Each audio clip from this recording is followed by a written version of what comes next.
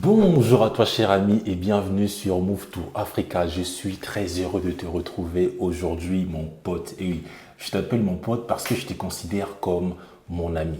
Aujourd'hui, je vais commenter l'interview de Lady Sonia qu'elle a réalisée sur la chaîne Investir au pays de Philippe Simon.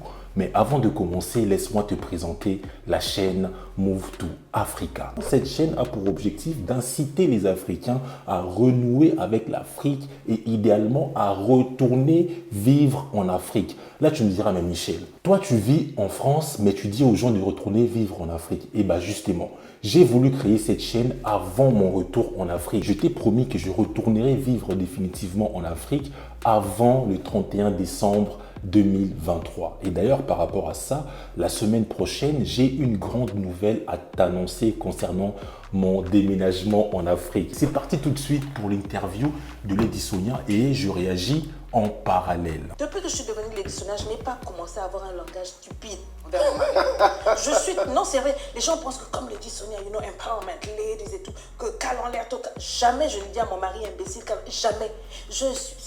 Comme mon mari, c'est mon king, c'est mon chef et ça me va.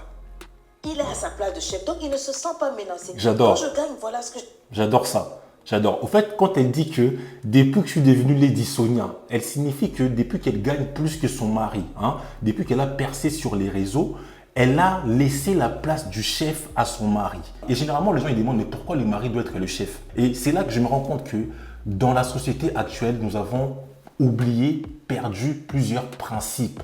Dans la vie, il y a des principes. Il y a certaines choses qui ne s'expliquent pas forcément avec des mots, avec des arguments logiques. Par exemple, je me souviens une fois, j'étais en train de prendre des cours de musique, et mon prof m'a dit une chose qui m'a surpris. Il m'a dit, Michel, tu sais, dans la musique, il n'y a pas de fausses notes.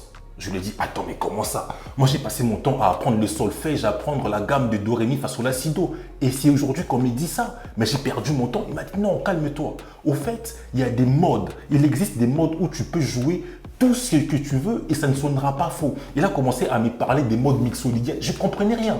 Je lui demandais, mais c'est quoi ce mode-là? Comment on fait? Il m'expliquait, mais je ne comprenais encore rien. Plus il m'expliquait, moi je comprenais. Et un jour, je lui ai posé la question, mais c'est quoi les modes? Il m'a dit, c'est comme ça juste parce que.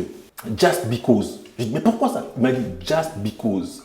Michel, écoute tes notes, écoute ta musique quand tu joues, ok? Ressens ta musique. Il a arrêté de m'expliquer.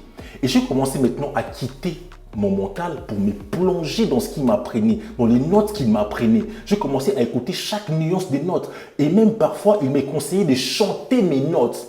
Et c'est pour ça que vous verrez les jazzman, quand ils improvisent, parfois ils chantent les notes. Ok? Et c'est là que j'ai compris qu'est-ce qu'il voulait dire par dans la musique, il n'y a pas des fausses notes. Sans explication, en vivant la chose. Donc, il y a certains principes comme ça que tu comprends lorsque tu vis la chose. Dans toute organisation, tu verras qu'il y a toujours une hiérarchie. Il n'y a jamais tout le monde au même niveau. Quand tu observes très bien, les foyers africains, c'est souvent la femme qui commande. C'est souvent la femme qui choisit même le lieu de vie. Dans la vie, il y a des principes, encore une fois. Ok, il y a des principes qu'on doit respecter. Moi, je vois des hommes qui vivent avec l'enfant des gens sans la marier. Quand tu me dis, mon cher, fais au moins un petit geste, même si tu n'as pas d'argent pour aller jusqu'au mariage, fais un petit geste, présente-toi. Ah, j'ai pas d'argent. Tu sais, là, j'ai pas d'argent, c'est compliqué en ce moment et tout ça, tout ça. Et quand tu auras un problème dans son foyer, il va vouloir convoquer son beau-père. Et si le beau-père refuse, ça crée des problèmes. Oh, la famille de ma femme ne m'aime pas. Mais comment tu veux qu'on te considère dans ta belle famille si tu n'es pas entré par la grande porte?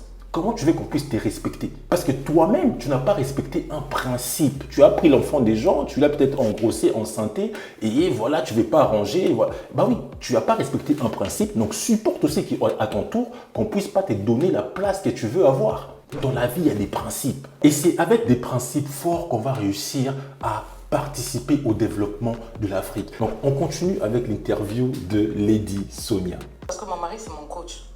Ok. Ok. Non, sérieux. Là, je ne te fais pas des cracks. Mon mari, c'est mon coach depuis des années. C'est lui qui m'a... On peut dire... Allez, on va dire... C'est mon coach. 60% de ce que j'enseigne, c'est ce que mon mari m'a enseigné. Je dis bien sur tous les sujets. Il m'a formé sur... Vous voyez, elle gagne plus que son mari, mais ce que son mari lui apporte, c'est tellement énorme que, en quelque sorte, elle est obligée de le respecter. Ok, le respect se mérite au fait. Si vous voulez être respecté, soyez un homme respectable. Je ne sais pas quelle est ta tendance dans le féminisme parce que c'est devenu comme la Non, religion. non, quand on parle de féminisme, moi je parle de féminisme dans les droits. Ok. Travail égal, salaire égal, équité, mais pas dans la maison. À la maison, le mari est le chef. Je ne vais pas revenir là-dessus. Et je suis une femme moderne. Et c'est ça le secret qui fait que ça marche. Ça ne marche pas dans vos foyers, ça marche bien dans vos business. Vous restez avec vos business comme vos maris sont partis parce que vous vous comportez mal, vous mélangez les choses. Dès que vous avez le business qui marche, vous oubliez, vous piétinez l'homme. C'est pas de ça qu'il s'agit. Je reste à ma place. On va te dire que...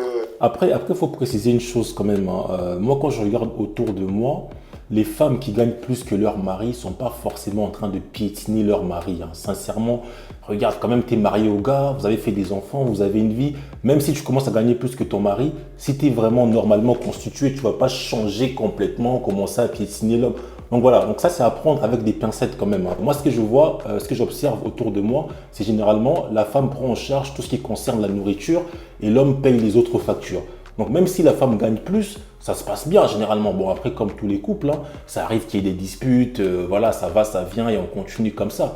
Donc en résumé, c'est que dans la vie, dans la société, il y a des principes qu'il faut respecter. Même si tu n'es pas d'accord avec une chose, essaie quand même de la respecter pour le bien de la société. Deuxième chose, le respect se mérite. Ça, c'est mon deuxième point de ma réaction sur l'interview de Lady Sonia.